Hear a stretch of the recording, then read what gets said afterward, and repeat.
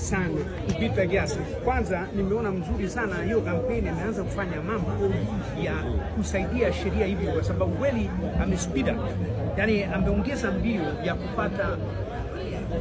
kupata solution kwa tatizo yao. Ingekuwa tunaenda kotini tungeweka miaka na miaka. Alafu nataka kupongeza hata waziri, kwa sababu kwa kweli imekuwa mzuri sana, yameweza kueleza wao waelewe kila kitu, na asante ya hiyo mimi nimeweza kupata haki yangu, nimefurahi mno.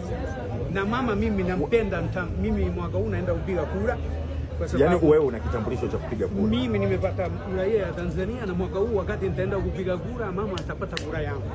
Umepata uraia lini hapa Tanzania? 21. 21. Ndio. Ina maana wewe umeoa Tanzania? Hapana, nilipata kwa sababu nimekaa hapa jumla hadi leo mwaka 31. Miaka 31. Nilikuja mdogo sana, sasa karibu hivyo mzee. Na hawa ndugu zako kutoka Italia? Ndio. Mnafahamiana vizuri? Tulikuwa tunafahamiana mwanzo, lakini baadaye na mwaka kwanza wamesepa, baadaye wakarudi pale, akaanza mgogoro. Mimi nilikuwa rafiki ya yeye mwanaume wakati nilikuwa na mke ya zamani. Sasa naona hii mke mpya hapa napenda, mimi nilikuwa rafiki ya mke ya zamani. Sasa mmemaliza kwa kushikana mikono leo? Tumemaliza, haina shida tena, lakini asante ya serikali. Yani hiyo ni point kubwa kabisa, ni asante kwa hii kampeni waliofanya hapa, na imeweza kuwasaidia kupata sana. Mimi nikishapata ile hela nimepotea pesa, lakini haina shida, nimechukua ingine mafao ambao watanisaidia kuendelea na maisha yangu. Wao waende wanayopenda. Umekuwa na wanasheria tangu ulipokabidhiwa na waziri, umeonaje wanasheria na jinsi walivyo?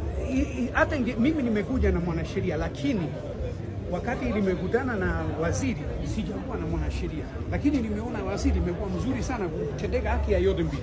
Amechukua upande yote mbili kwa very clean, yani mzuri kabisa, nimefurahi. Yani ukiangalia kilichofanyika sasa hivi na ukiangalia pale nyumbani Italy, kuna tofauti katika kutetea haki za binadamu. Ukiangalia kwa mfano, najua huwezi kwa nchi kama Italy huwezi kuwa kirahisi kukutana na waziri iko, yani sio rahisi. Wakati tumekuja waziri ametukaribisha kama wadu, yani mzuri sana, na mkasikilizwa vizuri na mkatatuliwa tatizo lenu vizuri. Ndio.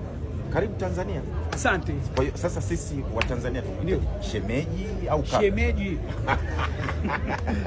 Asante sana na Mungu akubariki. Asante wenyewe. Asante sana.